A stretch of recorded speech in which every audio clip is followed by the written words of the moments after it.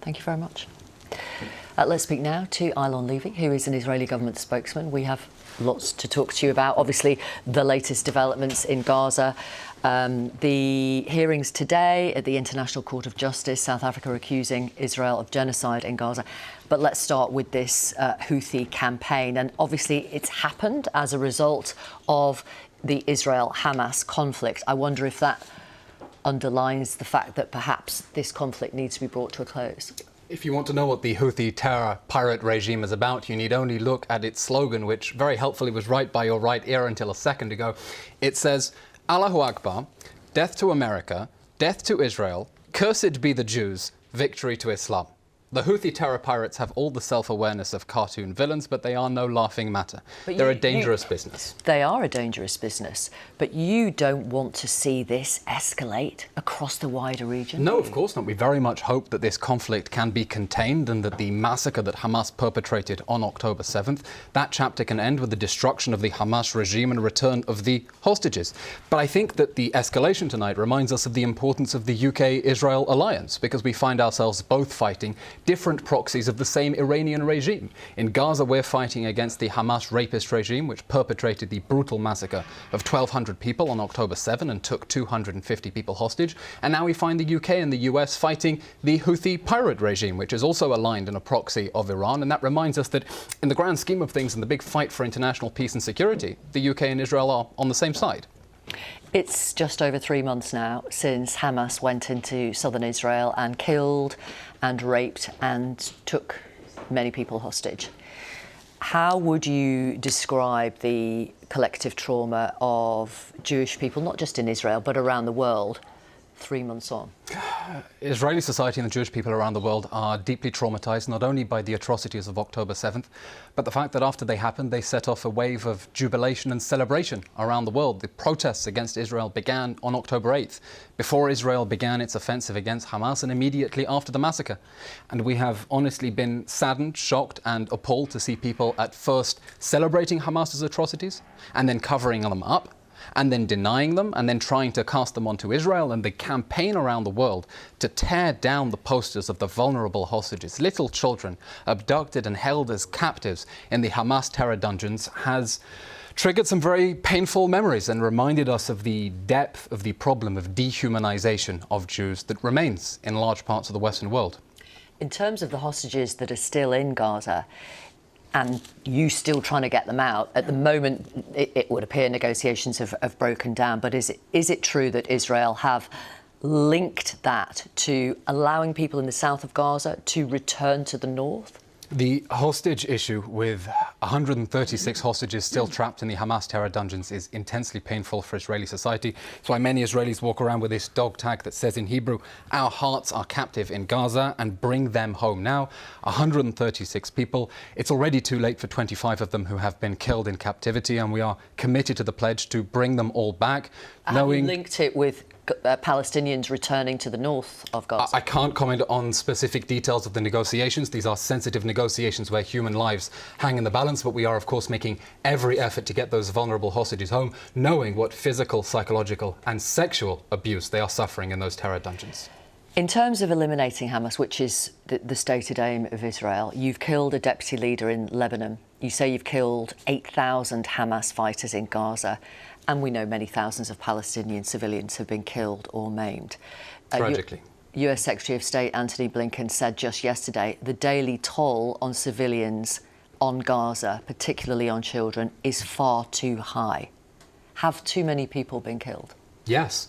Far too many people have been killed. Far too many people have been killed since the moment Hamas invaded us on October 7th and perpetrated that act of genocide when they burned whole families alive, dismembered little children, raped little girls and abducted our grandmas. It's a very sad fact that everyone who has been killed or hurt since October 7th would still be alive if Hamas had not invaded us, launched this war and chosen to fight this war from inside densely populated areas where it has deliberately and in flagrant violation of international law hidden its military assets underground under civilian areas. And it remains true that this war could end tomorrow and the suffering could end right now if Hamas surrenders. And that's the position of the UK government when we see Lord Cameron in that op-ed with the German foreign minister writing, Hamas must lay down its arms. There is no room for Hamas in a post-war Gaza. We heard Secretary Blinken saying the same thing. This war can end tomorrow if Hamas surrenders, and we desperately hope, we're calling on Hamas fighters, they know they have two options, to surrender peacefully or to die in battle, and we hope they will make the right choice. This war could end tomorrow if you stopped bombing them. Well, we are not going to abandon 136 hostages in the hands of the Hamas rapist regime, and anyone who thinks we are going to do so is sorely mistaken and their moral compass irreparably broken. I understand that. But you are the stronger nation. You are the bigger nation. It's in your hands to stop this, to break this cycle. We very much want to end this cycle, and we want to end this war, and we want to end this war in a way that makes sure that Hamas can never attack us again. Because the first thing that Hamas did after brutally slaughtering 1,200 people on October 7 and taking 250 people hostage was to tell us that it wants to do it again and again. They went on TV and they said 1 October 7 was not enough. We will teach them a lesson and do this again and again until Israel is destroyed. So we want to end this war in a way that makes sure that they cannot attack us again like they did on October 7th, and they cannot attack us again like they did with 20 years of sustained rocket fire from the Gaza Strip. And you'll know that some experts think that is unrealistic. Let me move... We have a different assessment. Let me move to the International Court of Justice, which held its first hearing today of a case presented by South Africa in which Israel is accused of committing a genocide against Palestinians in Gaza. I'm going to play you a small clip from one of the submissions from one of the lawyers today. Have a watch of this. Each day, yet more desperate people will be forced to relocate from where they are sheltering or will be bombed in places where they have been told to evacuate to. Entire multi-generational families will be obliterated, and yet more Palestinian children will become WCNSF, Wounded Child, No Surviving Family, the terrible new acronym born out of Israel's genocidal assault on the Palestinian population in Gaza. All of that is true, isn't it? I think it is tragic and appalling that South Africa has decided to play advocate for the devil and serve as the legal arm of Hamas. I'm going to pause you there, if I may, Mr. Levy, because almost every point I put to you or every question I ask you, you respond with an answer that is not relevant to the question. Well, let me answer directly then. The lawyer there who is serving as the legal representative of Hamas, accusing Israel of genocide, is presenting a topsy-turvy reality in which Hamas does not exist, it hasn't taken hostages, Israel decided one bright morning to start bombing Gaza. On October 7th, we suffered an act of genocide. We suffered an act of genocide when Hamas invaded our country and burned, beheaded, tortured, mutilated, raped and abducted as many people as it could, as brutally as it could. And in response, we have launched a defensive campaign with very clear objectives: to destroy the Hamas regime so that it cannot hurt our people again, and to bring back the hostages who are still trapped in the terror dungeons. Those goals are very clear, and we have been pursuing them in full accordance with international law. And that is disputed. I want to ask you about these comments made by Israeli politicians since October the 7th, and hopefully we can bring up the quotes. Here we are. This is your president. It's an entire nation out there that's responsible.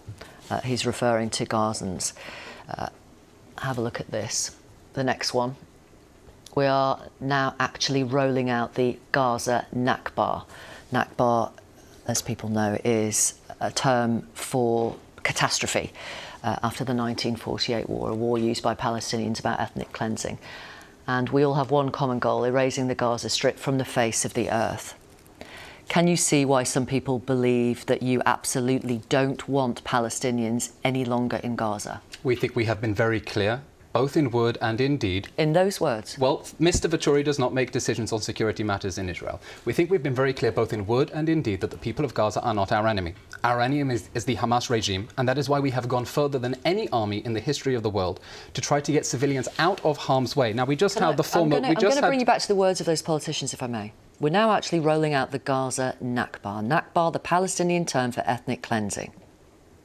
Those are the words of a government minister Well, in your government? Talk about a little bit of historical context, what the Palestinians refer to as the Nakba. I'm just asking you about those words. No, so I want to talk about that word Nakba. When the Palestinians use the word Nakba, they are referring to the consequences of the decision in 1948 to try to scuttle the creation of a Jewish state under the UN General Assembly resolution. They declared war in 1948. That war of annihilation did not go their way, and there were consequences as a result. And how is that relevant to what your government minister has said now? Because what he is saying is we want to get rid of these people. No, we do not want to get rid of these people. We have been very clear in word and in deed as a government and as the Prime Minister and the Defence Minister have said that we urge civilians to get to safety in the safe zone.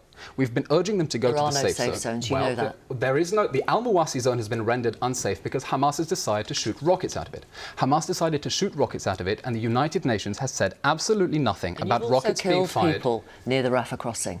And it is absolutely tragic that Hamas continues to double down on its human shield strategy. I don't know whether your viewers understand the extent to which in the last 16 years, Hamas redesigned Gaza's cityscape in order to hide its military assets underneath civilian areas.